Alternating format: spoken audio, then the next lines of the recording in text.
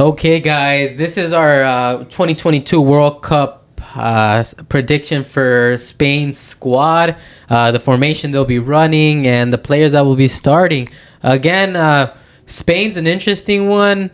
There's definitely a lot of favoritism and stuff like that by Luis Enrique because he knows the guys, he trusts the guys that he that he's been calling up since at least when they had that amazing run at the Euros. You know, that when they made that semifinal appearance against Italy, right? So I genuinely do believe he'll probably play in a similar fashion with a similar style of players, and if anyone can bring out, you know, the level of quality in these players that for some they once had, and for some that they're about to come through. You know, I think it's Luis Enrique, right? So he's a top, he's a top world class manager. You know, I think they'll do an amazing, they'll have an amazing run at the World Cup. I have them pretty high. But let's get into who we think the starting 11 is by first starting how we think they're gonna formulate, right? Like I think Spain's gonna go with a flat 4-3-3, bro. I don't think they're gonna do a 4-3-3, and I'll make it apparent at the end of the during the middle of the video why that's not the case, right? But let's start up. I think Manny, we should do 4-2-3-1. So me and Manny are gonna do a combine. I think just because Spain doesn't have that much depth and stuff, and especially since we know which one they are. Which way they're gonna go. So we're gonna do a 4-2-3-1, right? And trust me, Manny, it'll make sense as you go. It'll make sense. Goalkeeper.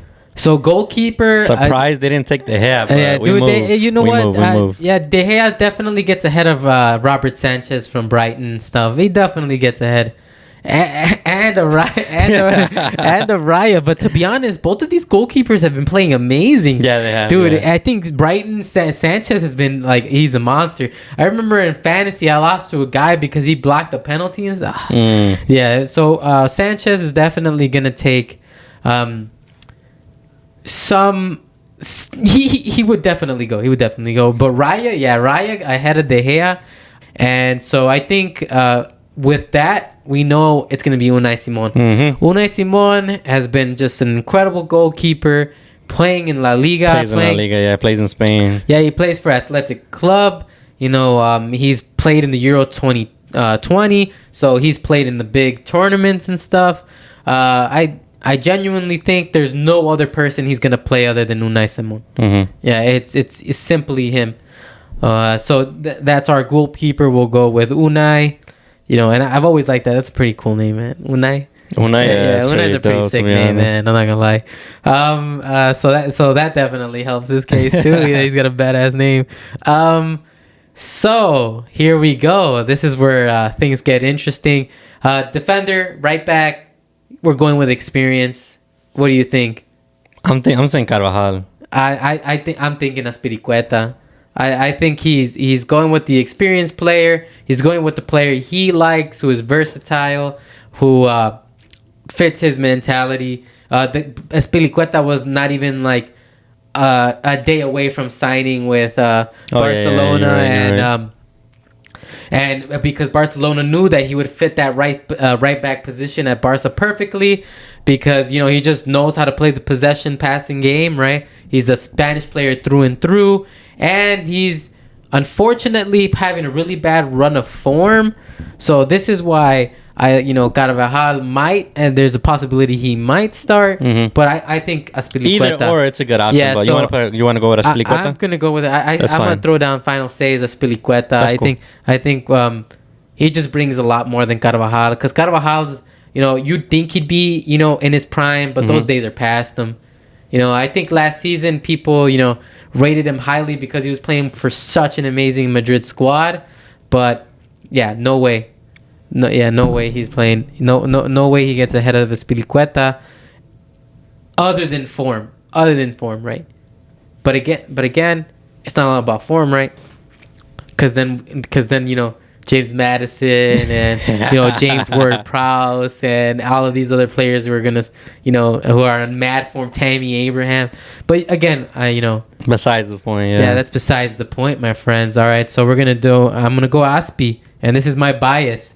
This is my Spanish bias. This is my either or is fine, to be great, honest. But Azpilicueta's cool. Yeah. Center backs. Center backs. I'm gonna let you. Let me hear what you think. Well, let's do the pairing. Let me see what you think, and I'll give you my counter. I would go with Laporte and Pau Torres. Yeah, man. I think that's spot on, bro. That's spot on. I was thinking the same. They played like that during the Euros. Yeah, they played it in the national. No. Eric Garcia had got the start in the Nations League last summer, but I still think Eric Garcia needs improvement. Eric Garcia has had a poor adaptation to Barcelona. You'd think he would have been, a perfect signing. Don't get me wrong. The guy's an intelligent player. He sees the whole play. Like, he reads the game. His problem is his reactions are just too slow, dude. Man.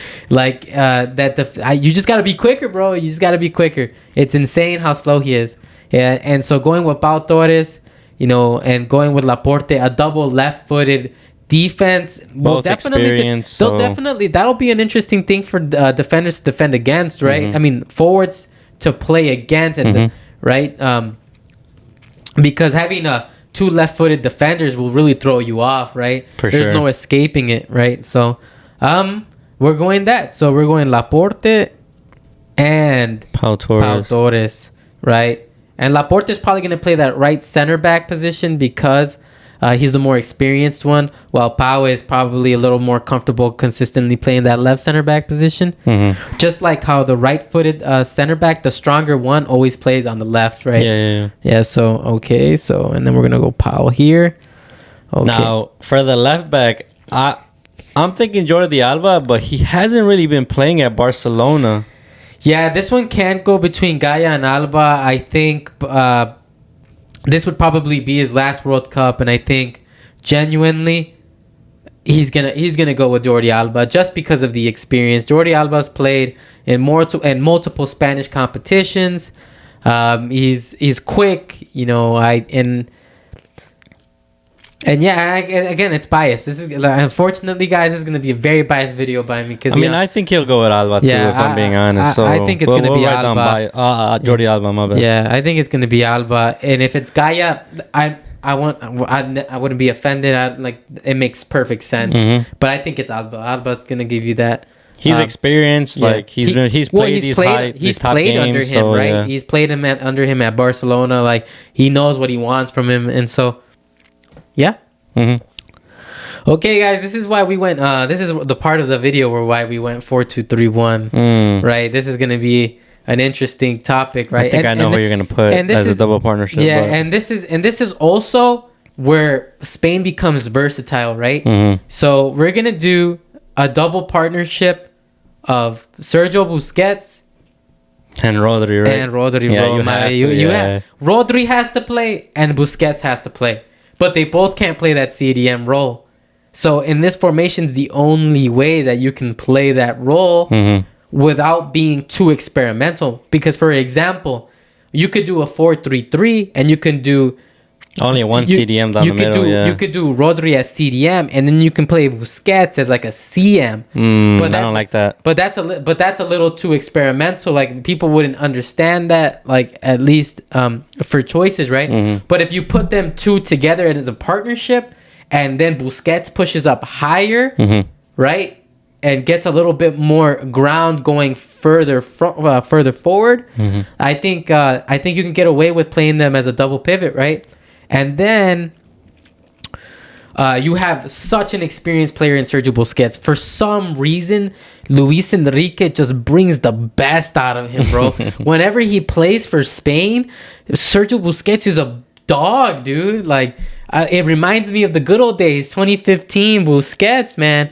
That guy, dude. And this is, I'm gonna give you guys a hot take. Busquets is the best center defensive midfielder of all time. Damn, it's of all time. World Cup, 2 Euros, played and fought for his position in Spain against Xabi Alonso. Dude, they had they had 6 midfielders he was always competing with. He was competing with 6 midfielders at all times, and they would always put him. Bro, they moved Xabi Alonso forward, right? Because look I'll give you what Del Bosque, Del Bosque did the same thing, and this is why this is not a new thing, right? Del Bosque, when they went to the 2010 World Cup, what they did was they played Xabi Alonso and Sergio Busquets in that same pivot role, right? They played them together, and then they put Xavi in front of them, and then they put Iniesta on the left. How crazy is that, right? That's true. I think it's a similar idea. The Spanish coaches all think the same, right? They are a possession-based team, right? So I think playing them in the double pivot position, without a doubt, they're both gonna play. And you can't not play Rodri. Rodri has been so amazing, man. Yeah, man. So for Man City, amazing. he plays every week. Like he's on form. Dude, like they didn't even think for a second to bench him for Calvin. for Dude, Calvin Phillips. the only guy that's ever replaced Rodri, right, is Gundi, like Gundogan, right? They just play Gundogan because he trusts him. But yeah, there's no other way. So, and then Busquets gives you that intelligence of the game, the tempo of the game. He controls the game, and Rodri gives you that physicality, bro. He wins balls. He's such a monster. That I really hope we, sell another part of our team to bring him in the summer as the inheritor of Busquets, bro. another 20% of the club. Okay, so we got Sergio, Busquets. And we got Rodri. It's a good partnership, man. It's a solid partnership, man. I think it takes, this kind of partnership for you to place your guy as the cam, and we know who the cam is. Or what are you thinking? I'm thinking Pedri. Yeah, it's got to be Pedri, solely because of his performances at the Euros. This guy won the hearts of millions, insane, man. Bro. This guy was dirty. His work rates were insane. That season, he played the most matches out of any they were draining professional this man. player, bro. The guy aged like 3 years, dude. Because of all of the matches, bro. Because of all of the matches, Excuse bro. me. No worries. Hey, bro, Aldo got you sick, dude. Nah, I just had Nah. So it has to be Pedri. Pedri's gonna play that number 8, that cam position, filter balls, do wonders, man. Right? So I think it's pretty solid performance. Here we go. Here we go, dude. Yeah. You want to go wingers first? Left wing? Yeah, dude. Left wing, I have no idea, bro. I think you're going to have to go with this one. Although, so how about let's skip left wing for the moment. Let's go to right wing. I think right wing has to be Ferran. Yeah, that's for sure. Right wing has to be Ferran. He's for sure starting right wing. Right wing has to be Ferran. So I think putting Ferran first, that way you don't, put Ferran in the left wing, because right wing Ferran.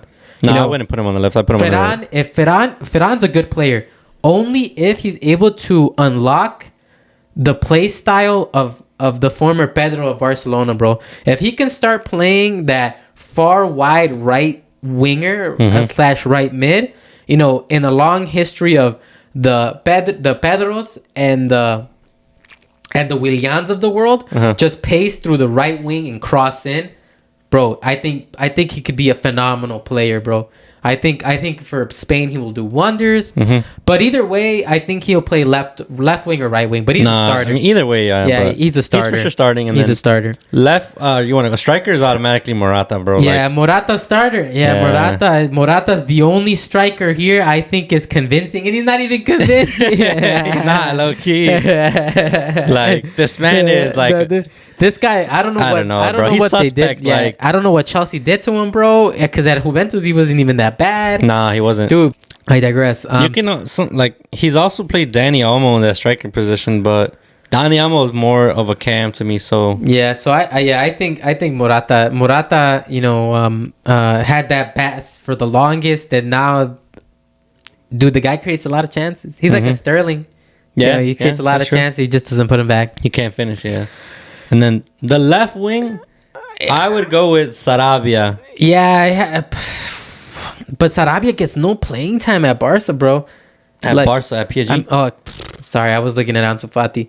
What's it called? I could have sworn that Sarabia went to Sporting. Yeah. Or am I tweaking? No, I think Sarabia is at PSG.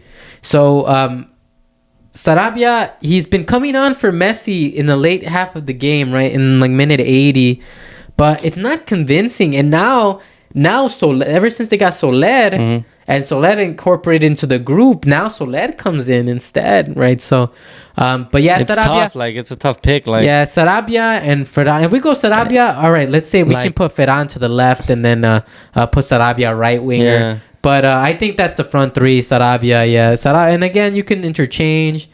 You can play however you would like, but I think Sarabia is going to be the right winger, left winger of the team, the winger position.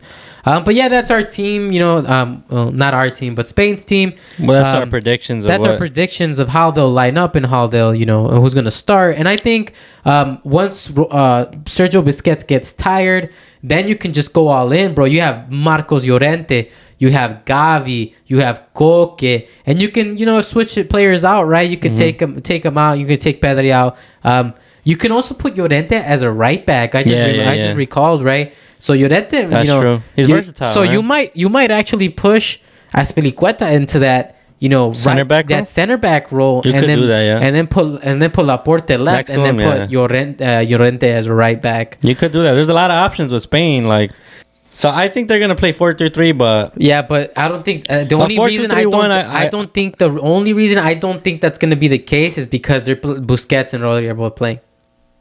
I see your point, but either way, it's a good squad. The 4-2-3-1. Yeah. So I think that's how it is. All right. We're gonna have our team selected right up here in the video. Like, comment, subscribe. Let us know in the comments how much we bottled this one, right? Because this one's really hard to predict, man. Yeah. Only because you would think Sergio Busquets wouldn't get a start, but I'm 100% sure he is. I think 100% he starts. Yeah, but dude, there's no way Rodri. If Rodri doesn't start, Spain's not gonna lose. We're gonna do. I'm saying 8th. I'm the round of 8. Round of 8, they're gonna get knocked out. I would say around there, yeah, round of 8. Yeah, round of 8. I think they'll play a pretty, a decent level team, decently challenging team in round of 16. But ultimately, to get knocked out in the round of 8. So yeah, that's our 2022 World Cup Spain squad prediction. Let us know in the comments below. Let me know how biased I am. Let us know how far you guys think the Spain team is going. Yeah, and then like, comment, subscribe. We got TikTok, Twitter, Instagram, the works.